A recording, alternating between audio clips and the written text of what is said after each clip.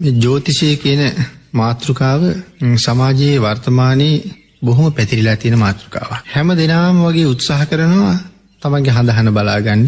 ඒ පිළිබඳව අනාගත ජීවිතේ කොහොමද කියන එක ඒ මත විසඳ ගන්න තීරණය කරගන්න. බොහොම උනන්දු වෙන කාල පරාසයක් බව මේ කාලේ අපිට පේනවා. නමුත් මේ ජ්‍යොතිෂය කියන කාරණාව නැහැ කියලා අපි සඳහන් කරන්නේ නැහැ. බුදුරජාණන් වහන්සේ පහළ වෙන්න කලින් ඍෂිවරු ළඟ මේ ශාස්ත්‍රය හොඳටම තිබුණා. එහෙම ශාස්ත්‍රයක් තියෙනවා. නමුත් අපි මේක සාකච්ඡා කරන්න හදන්නේ බුදුදහම ළඟ ඉඳලා. ඒකයි තව කෙනෙක් ප්‍රශ්නයක් නැගුවොත් කියන කාරණාවට උත්තරයක් ඉඳ තමයි ජ්‍යොතිෂය කියන කාරණාවක් මාතෘකාවක් තියෙනවා. භාග්‍යතුන් වහන්සේ පහළ වෙන්න කලින් ඉඳලා ඍෂිවරු ළඟ එහෙම ශාස්ත්‍රයක් තිබුණා. ඒගොල්ලෝ එක එක්කෙනාගේ ජීවිතය දිහා බලලා නොඑක් අනාවැකි වගේ දේවල් කියලා තිබුණා. ඒවා සාර්ථක වෙච්ච අවස්ථා තියෙනවා. හැබැයි වැරදිච්ච තැනුත් ත්‍රිපිටකයේ මොන තරම් පෙන්වන්න පුළුවන්. ත්‍රිපිටකයෙන්ම කරුණු පෙන්වලා සඳහන් කරන්න පුළුවන් ඒගොල්ලෝ කියාපු දේවල් කොච්චර බොරු තිබුණාද කියලා. අපි මේ කාරණාව සඳහන් කරාම මේ ජ්‍යොතිෂ විද්‍යාවෙන් පුළුවන් ද කෙනෙකුගේ මාර්ගඵල ලැබීම පිළිබඳව කතා කරන්න. ඒ කාරණාව නම් කිසිසේත්ම වෙන්නේ නැති කතාවක්. මොකද ආර්යයන් වහන්සේ නමකට විතරයි තවත් කෙනෙකුගේ ආර්ය භාවය පිළිබඳව සඳහන් කරන්න පුළුවන්. දෙවියෙකුටවත් බ්‍රහ්මයෙකුටවත් ආර්ය මට්ටමට ඇවිල්ලා නැත්තම් එයාට තවත් කෙනෙක් සෝවාන් වුණාද වෙනවද නැද්ද කියන කාරණාව කියන්න බෑ. සෝවාන් වෙලාද කියන කාරණාව කියන්නත් බෑ. පරචිත්ත විඥානන ඥානය තියෙන කෙනෙකුට කියන්න පුළුවන් ඒක. හැබැයි සෝවාන් මාර්ගයේ ඉඳලා ඉහළට දියුණු වෙලා ඉන්න කෙනෙකුට විතරයි ඒක කියන්න පුළුවන්. පරචිත්ත විඥානන ඥානයේ තියෙන ආර්ය භාවයට ආපු නැති අයත් ඉන්නවා. දැන් Hindu ආගමේ ඍෂිවරු පරචිත්ත විඥාන ඥානයේ තියෙන ඍෂිවරු ඉන්නවා. එදත් හිටියා. හැබැයි ඒ ඍෂිවරුන්ට ආර්ය භාවය නැහැ. ආන්ගේ ආර්ය භාවයේ නැති ඍෂිවරයෙකුට අහවල් කෙනා සෝවාන් කියලා කියන්න පුළුවන් කමක් නැහැ. එයා සෝවාන් වෙනවා කියලා කියන්න පුළුවන් කමකුත් නැහැ. ඒකට කරුණු සඳහන් කරනවා මේ සෝවාන් ආර්යයන් වහන්සේගේ සිතුවිලි ක්‍රියාත්මක වෙන ආකාරයට උන්වහන්සේගේ හෘද වස්තුව වටේට තියෙන ආලෝක කදම්බයක් තියෙනවා. දැන් එතකොට ආර්ය භාවයට පත් වෙලා නැති පරචිත්ත විඥාන ඥානයේ තියෙන අයට තව කෙනෙකුගේ හෘද වස්තුව වටේට තියෙන මේ ආලෝක කදම්බේ බලන්න පුළුවන්.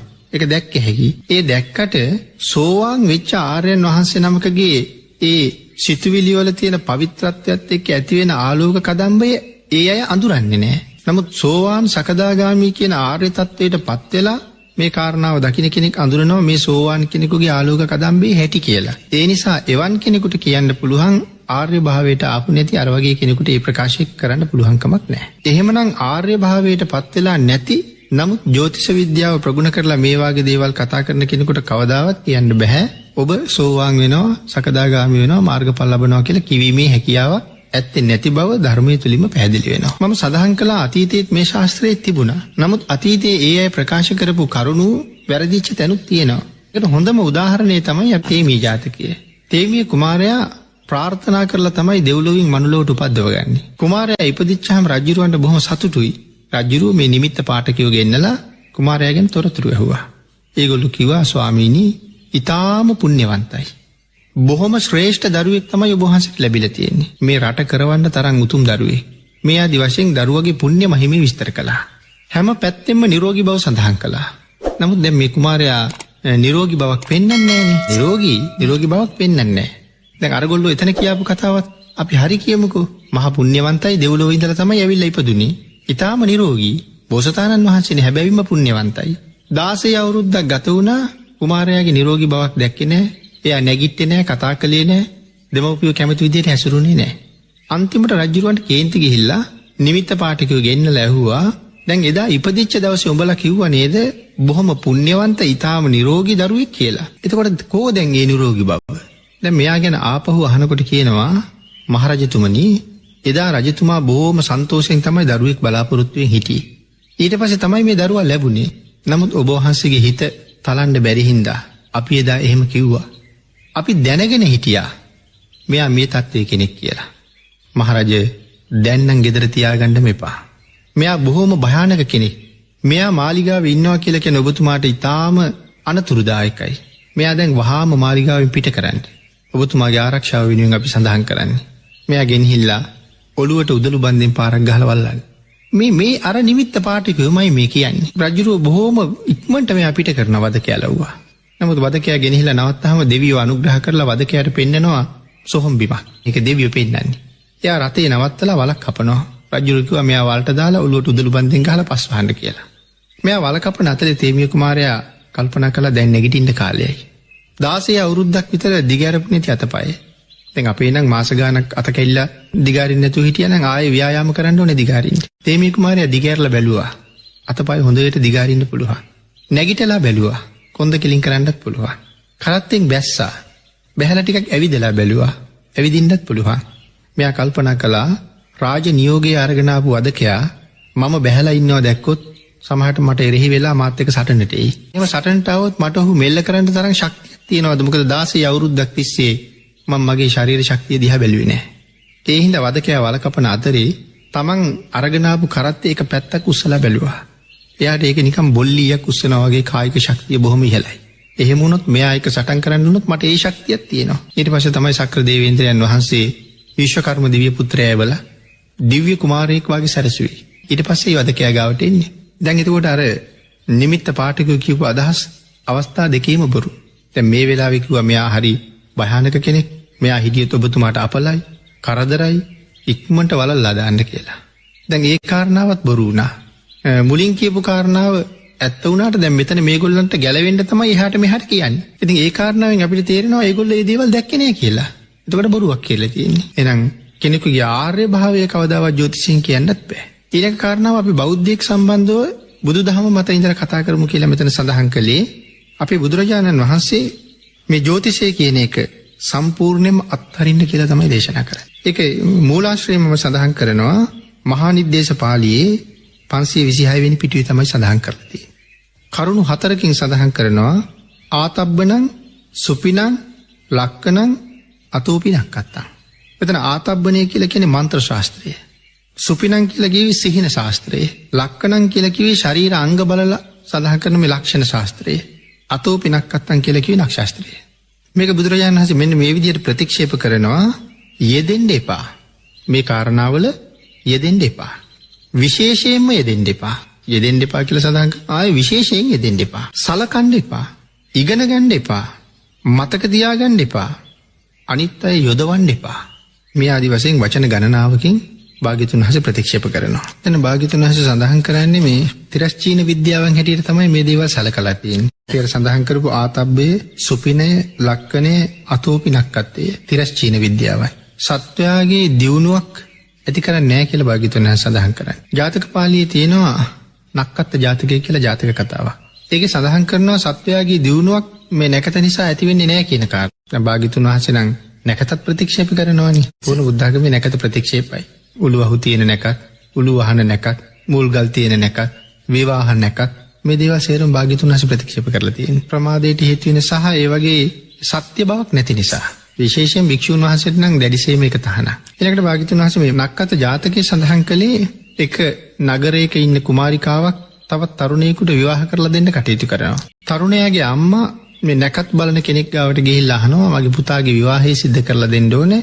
අද හොඳ නැකතක් තියෙනවද කියලා. නැකත් බලන එක්කිනාට තරහ යනවා අද නැකතක් හදාගන්න ආපු නිසා. ඒ නිසා එයා මෙයාට දඬුවමක් කරන්න හිතාගෙන අද තියෙන නැකත් එකක්වත් හොඳ නැහැ.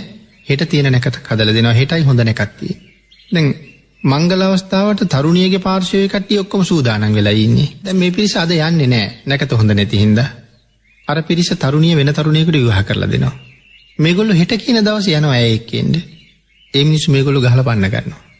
ඉතින් ඒකට දිනුවක් නෙමෙයි ඒ නැකතත් එක්ක ගිහිල්ලා උන්නේ. විනාශයක් විතරයි සිද්ධ වෙලා තියෙන්නේ. ඊළඟට අපේ බුදුරජාණන් වහන්සේ මේ ශාස්ත්‍රයේ සසරින් එතර වීමට කිසිසේත්ම හේතු වෙන්නේ නැහැ කියලා සඳහන් කළා.